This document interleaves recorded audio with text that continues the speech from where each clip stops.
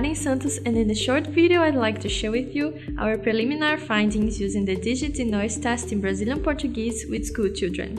In our study, 87 school children aged 8 to 16 years old were previously evaluated with pure tone auditory thresholds and tympanometry. They were divided into 5 groups based on their results, ranging from those with better hearing to those with more significant hearing loss, and also those with tympanometric alterations. Subsequently, they performed the DIN test in both diotic and antiphasic modes. They had to recognize sequence of digit triplets presented in white noise with varying signal-to-noise ratios. To respond, the children had to identify the digit sequence on a keyboard. We observed a better performance in the antiphasic mode of DIN in 3 of the groups with better hearing. However, the groups with more significant hearing loss and those with conductive alterations showed similar performance in both modes.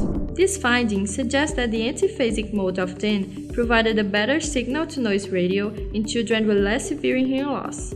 We also found that performance in the antiphasic mode differentiated the groups with greater hearing loss from those with lesser hearing loss and conductive components. This study highlights the potential of digit in noise test as a valuable tool for hearing screening in school-age children.